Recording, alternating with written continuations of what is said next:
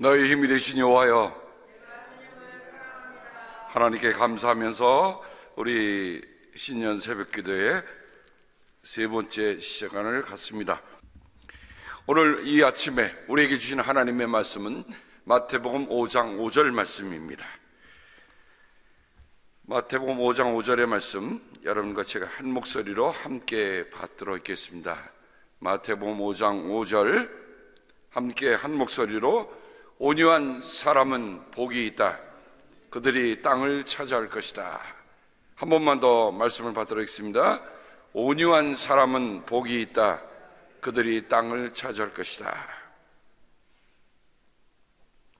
여러분, 이 말씀을 대할 때 어떤 마음이 드십니까? 온유한 사람이 땅을 차지한다. 세상은 약삭 빠르고 힘이 있고 돈이 있고 권세가 있는 사람이 땅을 차지한다, 그렇게 얘기할 텐데, 왜 예수님은 엉뚱한 얘기를 하실까? 왜 세상 사람들이 생각할 때는 그 말도 안 되는 말씀하고 계시네 라는 말씀으로 왜 우리에게 얘기해 주실까? 그럼 예수님이 말씀하신 이 온유라는 게 뭘까? 누구나 사람 살아가면서 정말 자기가 평온하게 살 수 있는 그런 땅을 차지하고 싶어 하잖아요. 손바닥만한 집이 있다 할지라도 그것을 차지하면 된다. 한국의 가장 요즘 들썩거리는 문제가 뭡니까? 부동산 문제거든요. 부동산 문제. 근데 제가 얘기를 들으면서 아유, 이거 참 심각하구나. 제주도에는 지금 제주도의 땅의 반 정도를 중국 사람들이 와서 다 사고 있대요.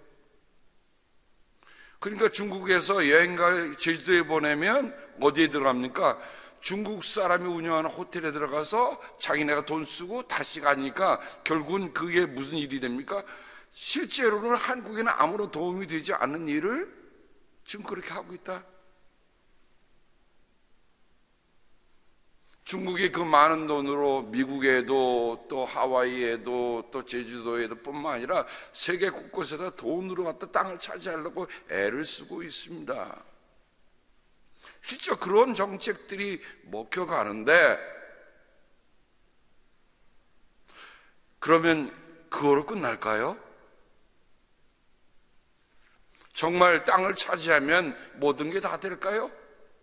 근데 거기에 중국 사람들이 하나 놓치고 있는 정책이 있습니다. 그건 뭘까요? 온유함이 없다는 거예요. 그들의 안에는 검은 음모들이 둘러싸여서 어떡하지 이 나라를 내가 집어삼겠다고 하는 그런 생각을 가지고 땅을 차지하는 것이지, 예수님께서 말씀하신 바 온유한 사람은 복이 있으니 그들이 땅을 차지할 건 전혀 다른 얘기입니다. 예수님 시대로 돌아오려면 로마 시대에 로마들이 어떻겠습니까? 로마인들이 맞아요. 박스 로마 나라고 하는 로마의 평화라는 기초를 세웠고, 너희들이 내게 아무런 반역을 하지 않고 하는 한 너에게 땅을 쓸 수 있겠다. 그건 차지한 게 아니에요. 결국 땅은 누가 차지합니까? 로마가 차지한 그 상황 아래서 예수님이 말씀하시는 겁니다. 그러니 이 말씀을 들은 유대인들의 마음엔 어떤 마음이 들었을까요? 화가 났을지도 몰라요. 우리가 어떻게 하든지 로마에 의해서 우리의 힘으로 독립을 해야 우리가 땅을 차지할 텐데, 아니 온유한 사람은 복이 있다. 그게 무슨 말씀일까? 근데 온유한 말씀을, 온유한 할 때 우리가 어제 주일날 말씀을 나눈 마태복음 11장 28절부터 30절 말씀을 우리가 함께 가면, 왜? 마태복음 11장 28절부터 30절에 있는 그 말씀은 사복음서의 마태복음에만 있는 겁니다. 그러니까 예수님께서 온유하다는 말씀과 마태복음 11장의 온유하다는 말씀을 함께 이어서 말씀을 깊이 이해하면 예수님이 말씀하신 뜻을 우리가 깊이 알아갈 수가 있어요. 나는 마음이 온유하고 겸손하니 내 멍에를 메고 나한테 배워라. 그리하면 너희는 마음의 쉼을 얻을 것이다. 자, 여기서 예수님께서는 온유하고 겸손을 함께 붙여놓으셨습니다. 달리 말하면 그 온유와 겸손이라고 하는 말씀을 보면 우리가 이런 생각을 했어요. 아, 온유는 사람들에게 대해서, 겸손은 하나님을 향한 마음이구나. 달리 말하면 하나님께 겸손한 사람은요, 사람에게 온유할 수 있어요. 그러니까 하나님과의 관계가 이루어지지 않으면 이 온유란 뜻은 아무런 의미가 없는 거예요. 물론 우리가 살아가면서 어떤 성품이 좋아서 그 자체로 온유한 사람은 있습니다만은, 성경 예수님께서 말씀하신 이 온유함은 하나님에 대한 겸손, 하나님의 뜻에 대한 복종, 이것을 전제하지 않은 온유는 의미가 없다는 거죠.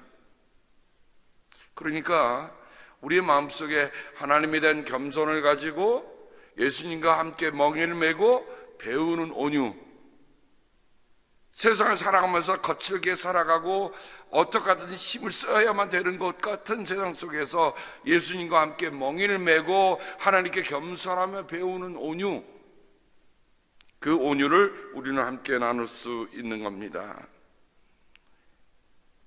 근데 저는 이 말씀을, 그러면 이 예수님의 이 말씀이 어디에 근거를 하고 있는 걸까?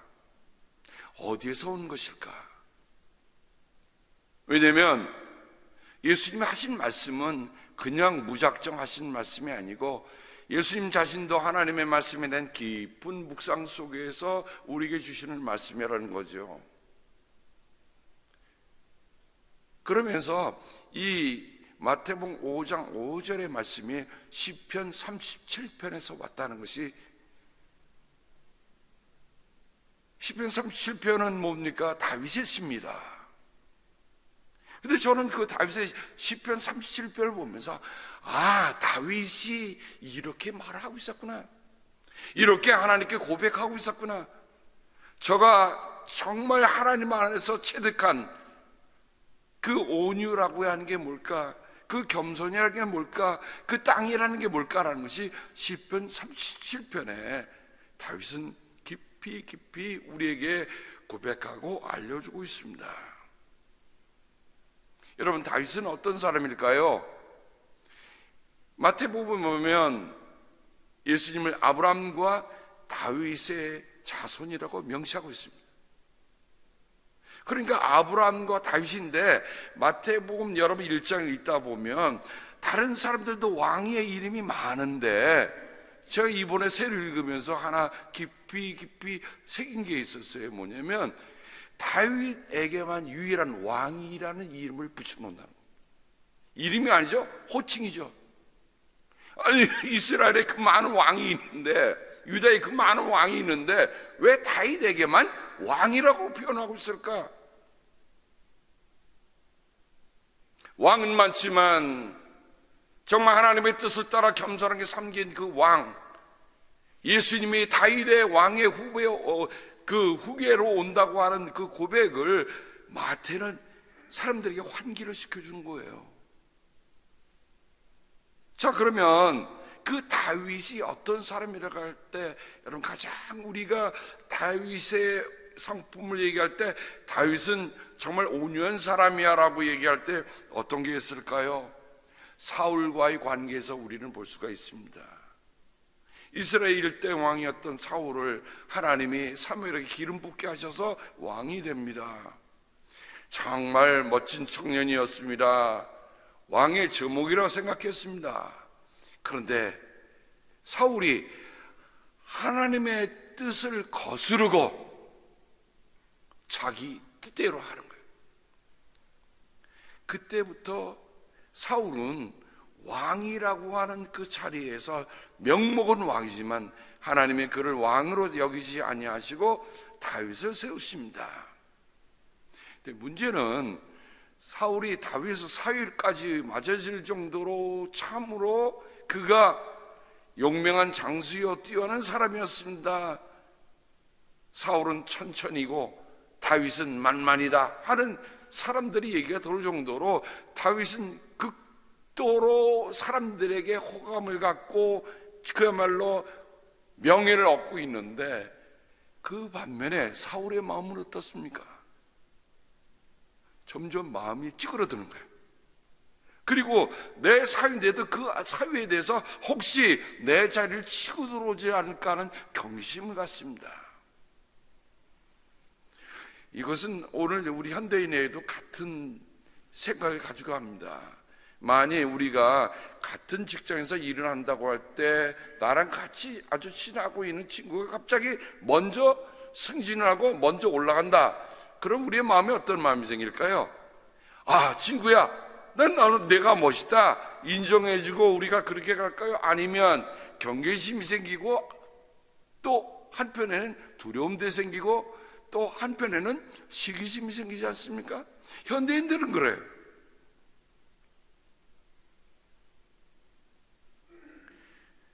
내가 잘 되면 다 내 능력이고 남이 잘 되면 이건 뭔가 있다 라고 하는 그런 마음을 갖는 마음들.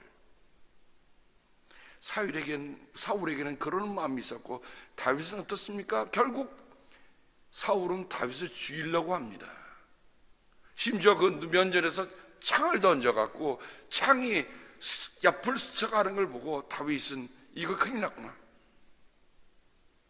결국 요나단과 얘기 통해 이 큰일 났다. 그래서 다윗은 기약이 없는 망명길에 오르게 됩니다. 여러분 그걸 생각해 보세요.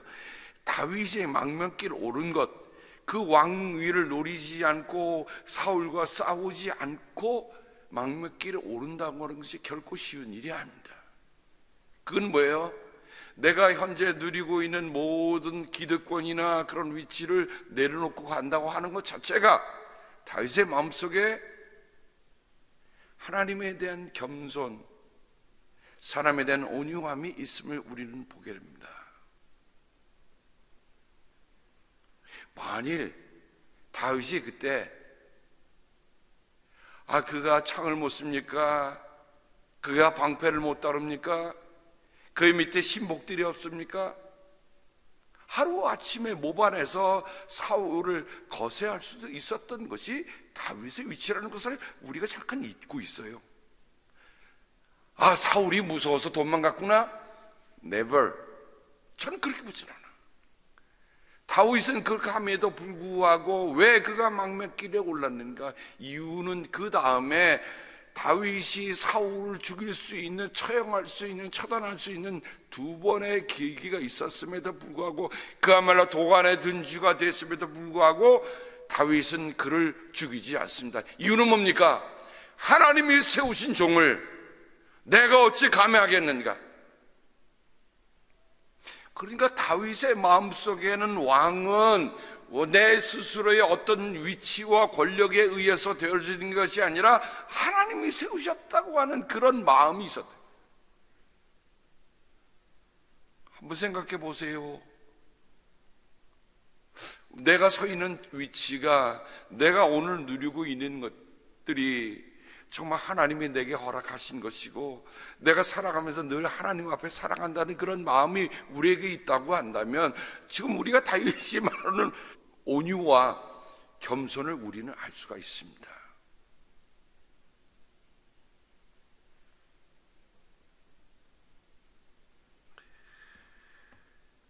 또 하나는 어떤 게 있을까요? 압살롬이 누굽니까? 평화의 아비가 되거라 라고 이름을 붙여놓은 다윗의 아들입니다. 아버지를 모반하고 결국 왕궁을 탈환하고 세상에 정말 세상에 말할 수 없는 그 부끄러운 일을 대낮에 합니다. 그럼 우리 한번 생각해 보시죠.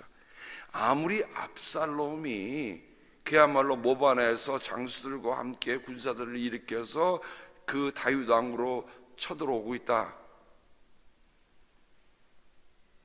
다윗이 왜 밤중에 도망갔습니까? 다윗이 왜 도망갔습니까? 아들하고 싸워서 아들을 죽이고 내가 왕위를 지킨들 내가 어찌 그 왕이라고 하는 것을 지킬 수 있겠는가? 부끄러운 거예요. 여러분, 한번 역사에 한번 돌아보면 아버지와 아들이 싸워서 아버지가 아들을 죽이고 왕위를 지켰다 그러면 그 역사는 뭐라고 얘기합니까? 평생 부끄러운 마음으로 남아있는 거예요. 다윗이 힘이 없어서 도망간 것이 아니다. 무슨 마음? 아들에 대한 온유함이 그대로 남아있어요. 나중에 압살롬이 죽었을 때 아버지가 그 통곡하며 우는 장면을 여러분 생각해 보세요. 다윗에게는 그 아들이 아무리 정말 망나니라 할지라도 그 아들은 내 아들이라는 것을 아들을 품고 있어요. 얼마나 열이 났으면 장수가 가서 전하, 어찌된 일입니까? 우리가 목숨 걸고 싸웠는데 전하가 이렇게 하고 있는 것은 우리가 한 것이 부끄러운 일이 되지 않겠습니까? 그제서야 얼굴 펴고 나온 게 다윗입니다.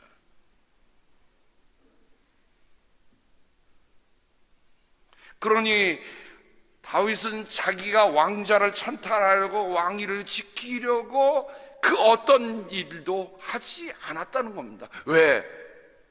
그는 하나님 앞에 살아간 왕이었습니다.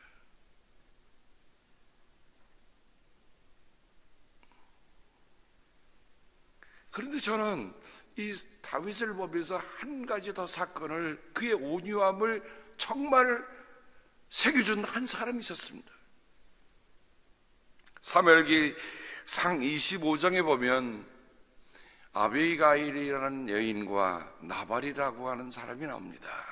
25장 3절에 보면 아비가일은 예심이 많고 용모가 아름다운 여인이었다라고 기록하고 있는 반면에 그의 남편이었던 나발, 이런 이름을 잘 붙여줘야 합니다.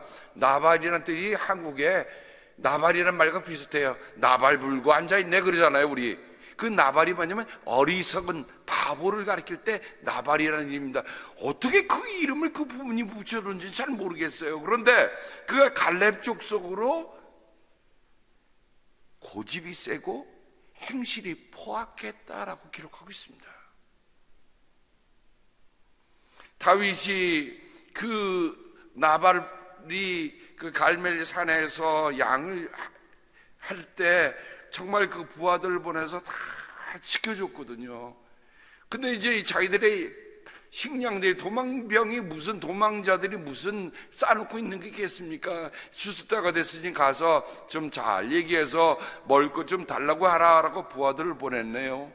근데 그 나발이 하는 얘기가 다윗이라는 놈이 도대체 뭐냐? 벼류같이 도망치는 놈 아니냐? 그러면서 한마디로 거절하는데 거절 자체가 아니라 모욕을 줍니다. 그 말을 들은 다윗이, 저는 처음으로 다윗이 성질 낸 걸 봤어요. 처음으로 성질 냈어. 여러분 같으면 어떻게 했어요? 여태까지 자기는 정말 내가 지극정성으로 잘 돌봐준 사람에게 좀 뭐 당당하게 얘기하는 게 아니라 우리가 먹을 것이 좀 필요하니 좀 선처해 주십시오라고 얘기했으면, 근데 나발이 하는 일은, 그래서 다윗은 그 얘기와 그 한 일을 듣고 나선 부하들을 통해서 가자, 저 사람 같지도 않은 저 나발, 너는 오늘 끝났다, 가자. 그들에게는 식량이라는 게 아니라, 여러분 다윗이 지금 뭘 갖고 살아갑니까? 내가 하나님의 사람으로서 하나님 앞에 부끄러움 없이 살고, 그야말로 도둑질을 하지 않고 남의 거 털어먹지 않고 부하들 데리고면서 우리가 지금 당신네들의 경호원을 하고 있으니까 우리에게 조금 해주세요, 그렇게 부탁을 하면서 한 사람입니다. 힘이 없어서가 아니에요. 날랜 용사잖아요. 한 번도 그는 나름대로에게 다른 사람 협박하거나 내가 이렇게 하니까 라고 하는 말로 사람들을 밀고 들어온 사람이 아니었어요. 근데 이번만큼은 그 자존심을 완전히 건드린 거예요. 그가 사울의 왕위를 노리고 있던 사람입니까? 아니잖아요. 근데 그렇게 얘기합니까?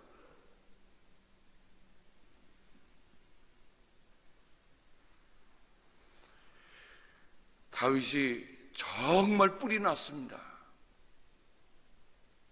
인정사정 볼 것 없다. 우리가 여태까지 그리들에게 선한 일을 했는데 그게 다 헛일이다. 그는 나에게 내가 그들에게 베푼 선을 악으로 갚았다. 그러면서 그는 부하들에게 이렇게 얘기합니다. 내가 내일 아침까지 그에게 속한 모든 사람들 가운데서 남자들을 하나라도 남겨둔다면 나 다윗은 하나님께 무슨 벌이라도 받겠다.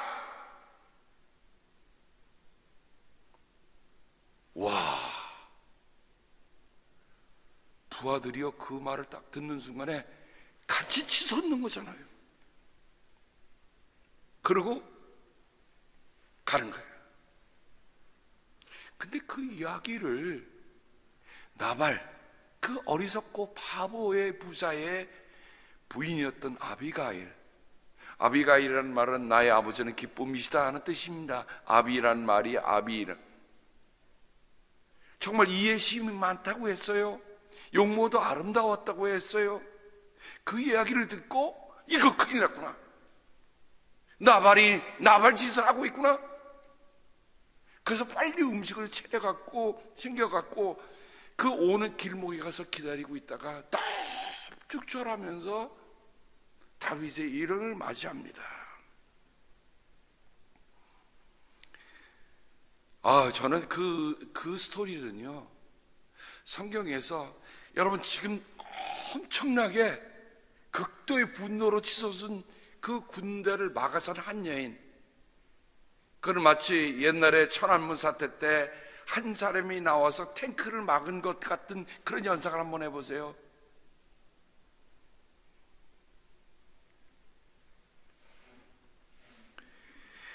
아비가일이 이해심이 많고 라고 하는 그 말이 아비가일이 어떻게 얘기합니까? 한마디로 얘기하면 나발이 한 일은 나발처럼 그 이름 그대로 한 거니까, 바보짓 한 거니까 그게 유념하지 마시옵소서. 하지만 다윗이요, 당신은 왕이 될 사람 아닙니까? 그런데 만약에 왕이 된다고 할 때, 왕이 되었을 때 그때 다윗이 그 나발이 집을 몰살시켰다라는 얘기를 만약에 들으면 백성들이 당신을 선왕으로 기억하겠습니까? 아니면 일개 불량배와 같이 생각하겠습니까?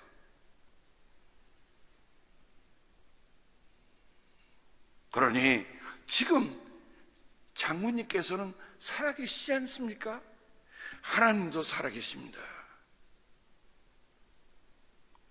그러니 저를, 이 모든 허물은 저에게 씌워주시고 제 허물을 용서해 주시기 바랍니다. 그래서 앞으로 장군님의 그 앞날에 하나님이 영원토록 그 집안을 돌봐주시기를 바랍니다. 제가 그냥 간략히 말씀을 드린 거지만 사무엘상 25장을 여러분 한번 꼭 읽어보시면, 야, 다윗의 마음을 녹인 것이 누구였는가? 그 절대절명의 순간에 그 마음을 돌이킨 사람이 누군가? 바로 아비게일이었다는 겁니다. 그런데 여러분 한번 생각해보세요. 내가 극도로 화가 났는데 그 말을, 한 여인의 말을 받아들일 수 있는 마음, 그건 하나님 앞에 겸손하지 않으면 할 수 없는 일입니다. 진정성이 있는 얘기였어요. 하나님을 두려워할 줄 아는 한 여인의 얘기였습니다. 극도로 화난 장군이 그 여인의 얘기에 마음이 녹아서 그것을 받아들이고 자기가 했던 계획을 내리고 다시 돌아갑니다. 훗날 왕위에 올랐을 때 다윗은 그 아비가일을 자기의 아내로 맞아들입니다. 왜? 나발이 죽었거든요. 제가 아까 시편 37편이라고 말씀드렸는데 37편에 보면 바로 이 두 가지 상황을 우리에게 보여주고 있는 얘기입니다. 37편 1편은 이렇게 합니다. 악한 자들이 잘 된다고 해서 속상해하지 말며 불의한 자들이 잘 산다고 해서 시세워하지 말아라. 세상이 내가 기도하고 내가 원하고 내가 바라는 뜻대로 안 된다고 할지라도 마음의 치우침, 마음의 평정을 잃지 말라는 말로 시편 37편은 시작됩니다. 중요한 게 뭘까요? 마음을 지키는 일입니다. 아무리 속상한 일이 있더라도 내 마음 지키면 속이 안 상해. 참 우리 말은 참 속이 상한단 말이에요. 그런데 그거를 내 것으로 받아들이지 않으면, 치우침이 없으면 속이 안 상할 수 있어.